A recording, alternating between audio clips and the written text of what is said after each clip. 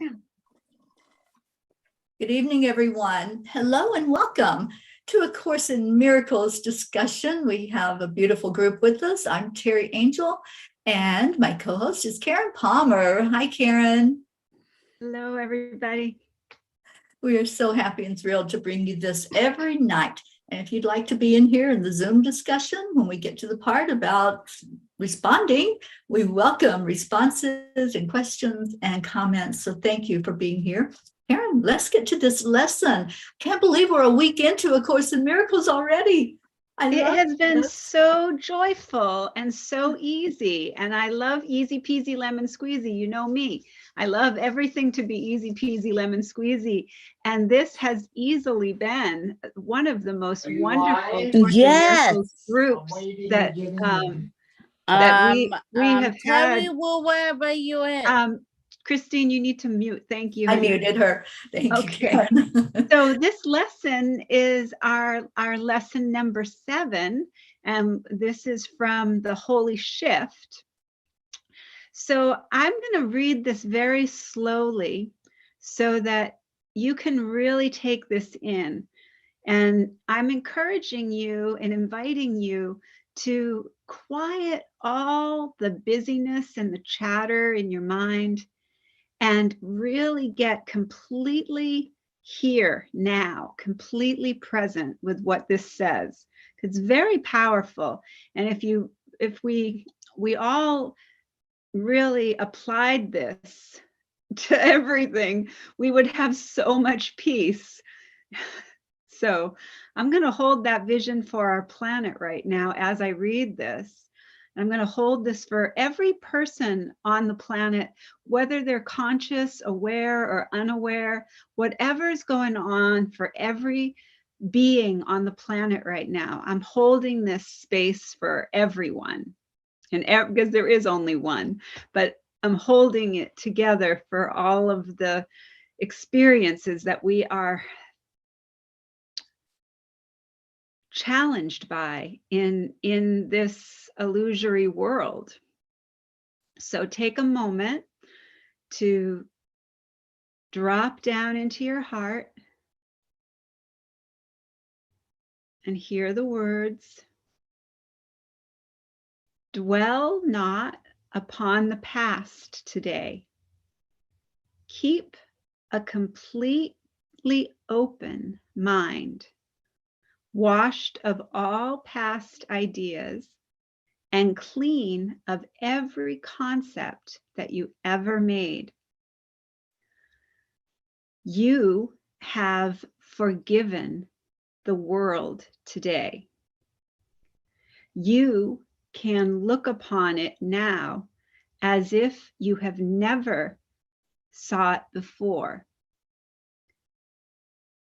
You do not know yet what it looks like.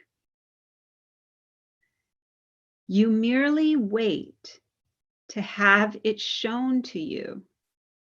While you wait, repeat several times, slowly, in complete patience. The light has come. I have forgiven the world. The light has come. I have forgiven the world.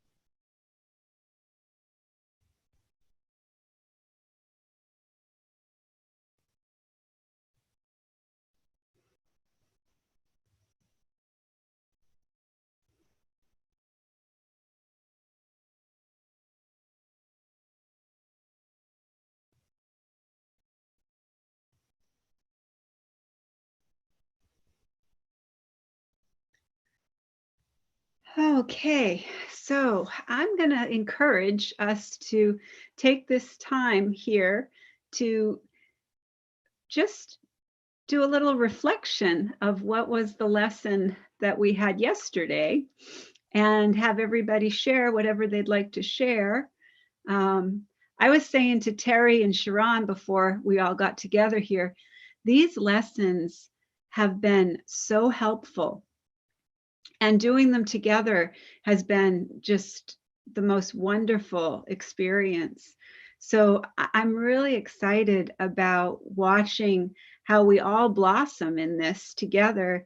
And I love the idea, of letting go of the past and just not having any interest in it anymore. We're taught to believe that we have to learn from the past and we have to go back over everything and figure out what everything was all about and what was that lesson all about. But honestly, the Course doesn't do that. and it really is such a beautiful new perspective of the past. The past is gone. It's an illusion now. It's not real. And if we continue to hold on to it and bring it into the present, then we are experiencing projection and pain. That's our choice, though. We can do that as long as we want. We can continue to do that as long as we want.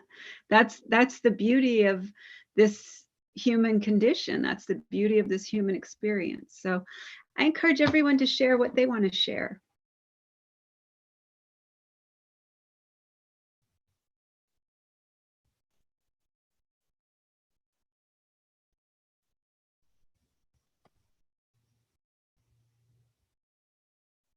I'll go. This is Sharon.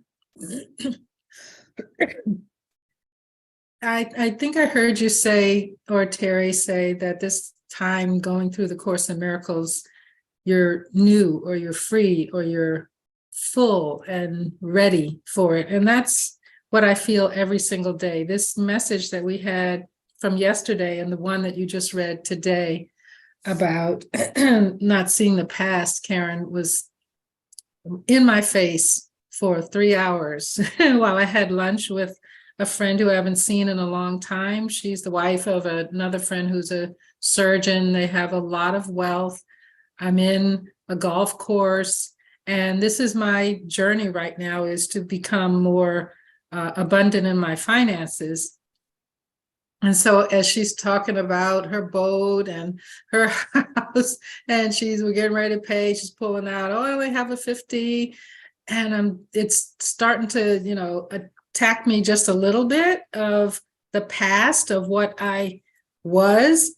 And I just kept saying, that's the past. I'm seeing something that's not there anymore. This is an image of who I am becoming, or it's in front of me for what's really present already that I'm getting ready to experience. So I'm really grateful to be here as often as I can, and I'm eternally grateful for you and Terry being willing to come on every single night. Thank you. Thank you, Sharon. When I read the lesson for today, I know I probably shouldn't have, but I did. But at the beginning, she says, oh, I'm so glad you're still here. Because she said the last lesson usually loses a lot of people because they can't get their heads around it. And I'm like you, Karen, in the sense that I guess when I've gone through it previously, it was hard for me to get my head around it. But now, for some reason, it seems clear that I had these ideas because of my past that I know Terry knows about it, and some of you do, Karen too, but it was like, I would think that excuse me, Charlie, men were bad. I would think that people would be cruel. I would think you can't trust anybody. All these things came from that past.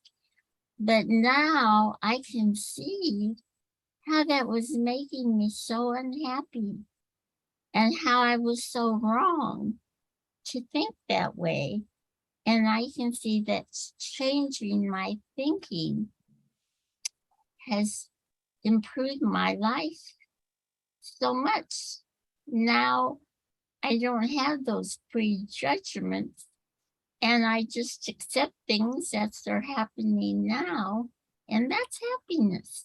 You know, that really is. So, you know, I really like the way, I think you were right, Terry. Sometimes you have to wait till you're ready for it. Things have to change. And I've got a cough drop in my mouth. That's why I sound funny. Things have to change inside of you. What you see has to change so that you can accept what reality really is. So anyway, that's just what I was going to say. Yeah, what came to mind, Jean, is when the student is ready, the master will appear. And, you know, Exactly. that's for all of us. When we're ready to hear, we're going to hear it. And we're going to have the pieces fall into place. It's going to click for us.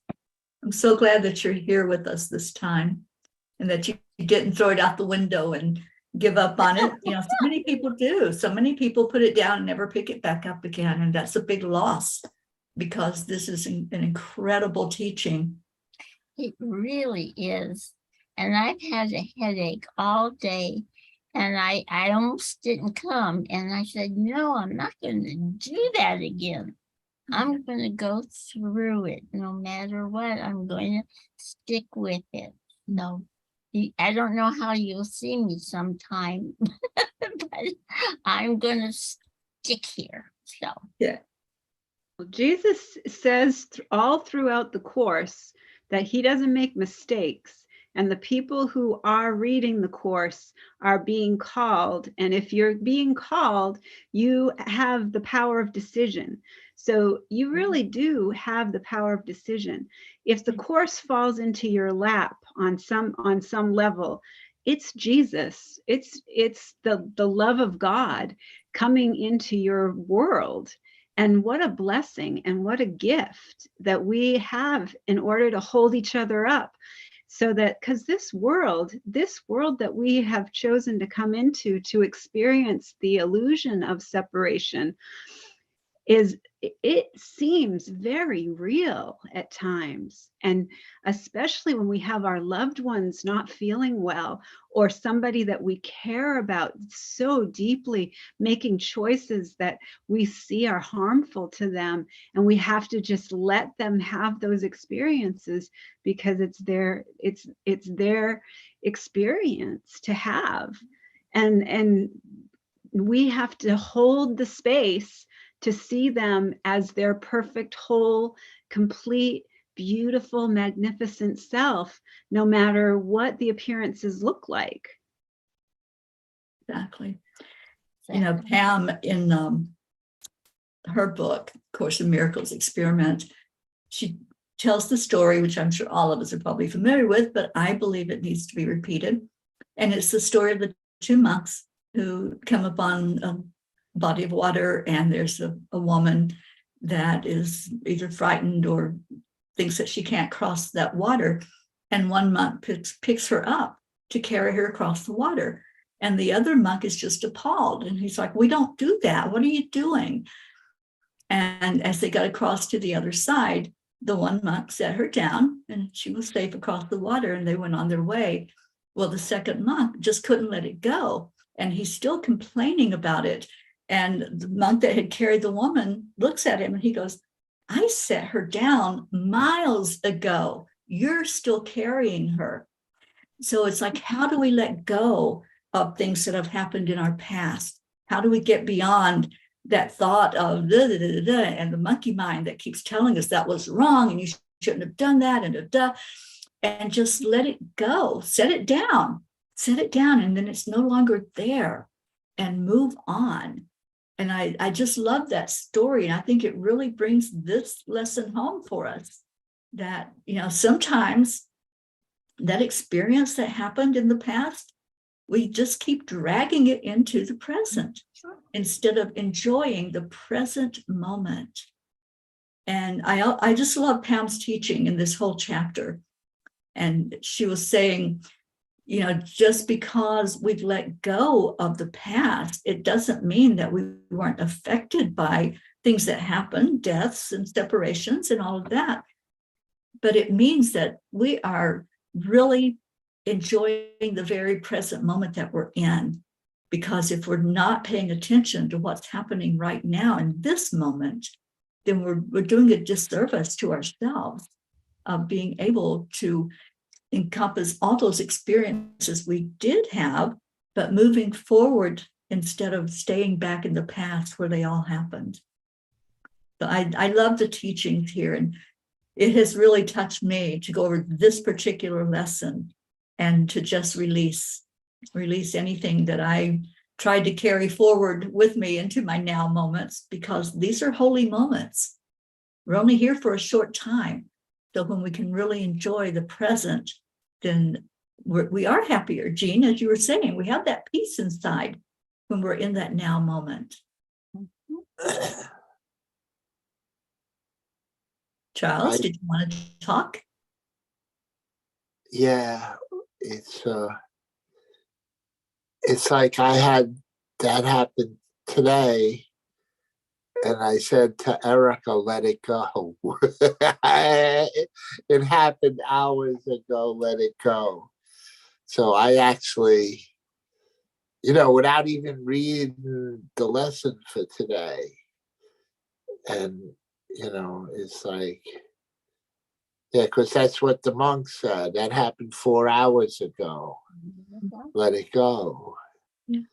So yeah, because I called to usually I wake her up and her car's being fixed, so I've been going to pick her up this week, but she didn't let me know last night. She goes IDK. She didn't know, so I messaged her in the morning and she never got back to me. And she got then I seen a message 5 minutes later and I messaged her, and she never got back to me for an hour or two.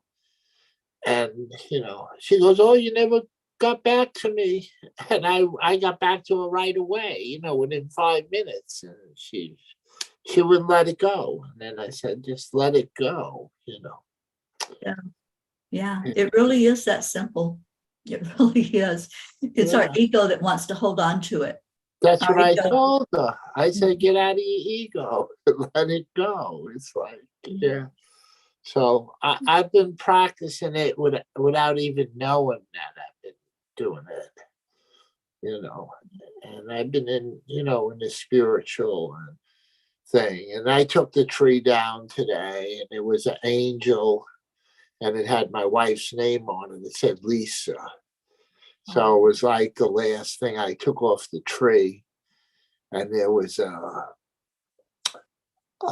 another precious thing, my son's first birthday. So I put him in the box together, and, so it was, so. Thank you for sharing that. Yeah. We have Suzanne who says, I am who I am because of my past. It's powerful to be able to let all those past beliefs go. It sure is. So Karen, let's see if we're ready for that holy shift.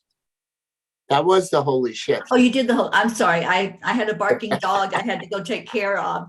Yeah. So my apologies. that was the I had a dog with an upset tummy I had to take care of. Yeah. So we're all running around trying to Take be in care the of our moment. dogs. Okay. Be there for who needs us.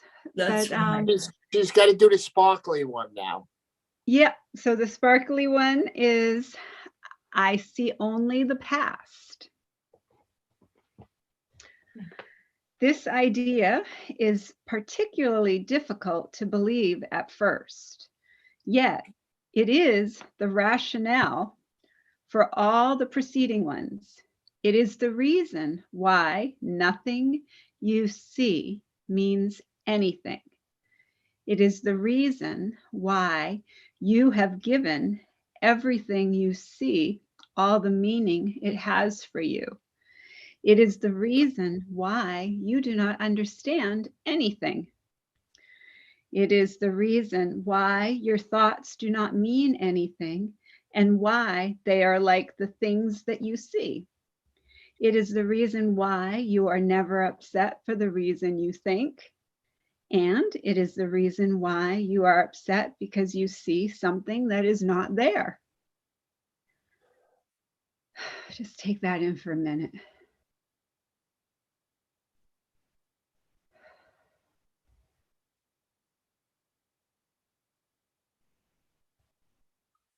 When we drop the past like a hot potato, we feel all of these things make sense.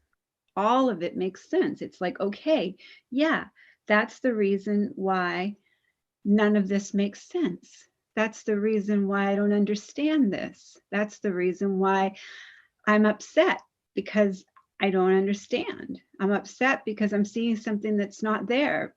All of this is, I see only the past. So if we can just bring that into maybe, I don't know, no argument, but maybe, I don't know, maybe that's true. Maybe that is true. Maybe I do see only the past. If we can just be gentle with ourselves and not deny it, because everybody, a lot of times people will listen to this and they'll say, I don't only see the past. I've healed all my past. I don't have any past issues. You know, there's a lot of people that will say that. And the truth is, I'm really, really paying close attention to that lesson. And I'm really giving the past over to spirit every second, not even a half a second. I'm not putting any attention on the past, not even a half a second of attention on the past. So old ideas are about time, are very difficult to change because everything you believe is rooted in time and depends on your not learning these new ideas. Yet it is precisely why you need new ideas about time. This first time idea is not really so strange as it may sound at first. So look at a cup, for example. Do you see a cup, or are you merely reviewing your past experience of picking up a cup, being thirsty, drinking from a cup, feeling the rim of the cup against your lips, having breakfast, or so on? Are these not your aesthetic reactions to the cup too, based on a past experience? How else would you know whether or not this kind of cup will break if you drop it? What do you know about the cup except what you learned from the past? Do you then really see it at all? Look about you. And this is equally true of whatever you look at. Acknowledge this by applying the idea for today indiscriminately. So tomorrow when you wake up, another great lesson. I see only the past in my nightstand. I see only the past in that window. I see only the past in my dog. I see only the past in that door. I see only the past in the kitchen. I see only the past in that person. And just play with that for a little bit. I see only the past in this face, in this face. Look in the mirror. I see only the past in this face. Powerful stuff. Do not linger on any one thing in particular, but remember to omit specifically nothing, glancing briefly at each subject and then move on to the next. And then the short lesson here was,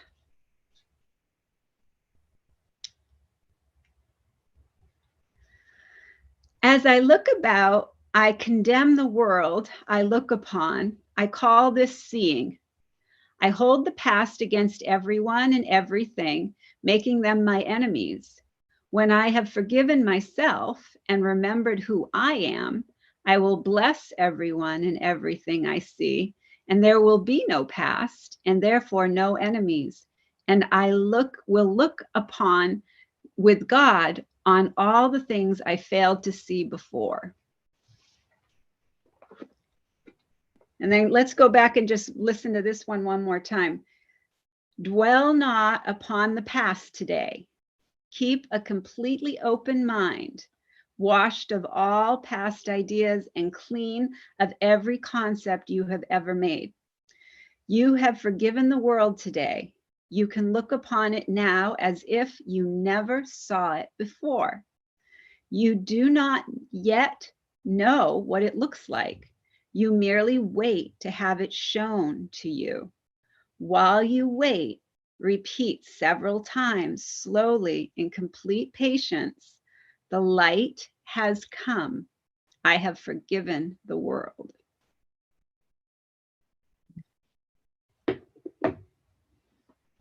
So beautiful. What a powerful lesson. And it's something we don't normally stop and think about, that we're only seeing the past when we look at something. Yeah, Only seeing what it was, not what it is. absolutely. And I love this shift. I love this turnaround to forget that we had a history with this cup, and see it. Oh, wow, look at that. Look at how beautifully it was made. Just that newness, that freshness. I love this lesson on awareness, Karen, and I'm excited to hear how you all do with it when you sit with the energy of it. I You think know- this is oh, go ahead, Jean. No, go ahead, hon. I was just going to simply say, if we could look upon all 8 billion of these sweet people that are on this earth, as I only see the past, and every time we see them, whether it was a year or a moment ago, they're new. You release anything that you assumed or thought or judged. What a place this would be. Holding that vision with you, my dear sweet Sharon. Oh, Thank no judgment, just love world. I still see it with you. Oh, Karen, you and I and everybody else that has it, it's coming true. It really is. Thank you. I'm sorry, Jean. Auntie Jean, go ahead, hon. Oh, well, this came to my mind, and it's a little bit off, I think, the being, but I think sometimes we hang on to not just what's happened to us in the past, but ideas from the past. I really don't know why this came into my mind, but Jesus told a story about a landowner with fields, and he put out an advertisement for people to come work in his fields, and he would pay them a good day's wages. And so a lot of people came early in the morning, started working in the fields. And then later in the day, some other people came and started working in the fields. And then when the time came for everyone to leave, he paid everyone the same amount. And the ones who had worked in the morning were upset because they said, why are they getting the same amount as us when they came later? And he says, well, didn't I give you a fair day's wages? And they said, yes. And he says, then why are you complaining? Why, you got your fair share of wages. And I think we're like that sometimes. We keep these ideas from past as to what is fair, what is honest, instead of living in the now. In the now, we're all loved. We're all fair. It doesn't matter if you say, God, I've devoted my life to you 40 years ago, or you say it today. He sees us the same. He loves us the same. So we don't want those old ideas to come with us into the present, because the present is the only thing that's real. Did that make sense? Beautiful, Jean. It absolutely makes sense. Thank you for that. Thank The you. so much. light has And- come. I have forgotten the world. Oh, there you go, Charlie. Absolutely. Can we say hello to Prince Fleet Easton, who has joined us again? Prince, we're so glad you came back, and this is a beautiful lesson, and I know that I know you're relating to it. I can just feel your energy. And Suzanne said it's powerful to apply this lesson to relationships. Oh boy, is it ever. Yeah, yes, Suzanne. Let it go. Yeah, and Kathy just came in. She just got home, but she's been keeping up with the lessons. Yay. Okay, well, we have our homework. We've had a beautiful discussion. Thank you all so much for coming I in. did not say mine. Oh, I'm sorry, Chris. Go ahead, honey. I believe that everyone has to be kind and do them homework every day. And not prying anybody out to get into my ego. Okay, good. Beautiful. Do your homework and be kind. So there we go. All right, everyone. We thank you so much for joining us. Come back tomorrow. Hi, Jennifer Langren. We're going to get off of the Course in Miracles discussion now. And those of you who come in just for that, thank you so much for being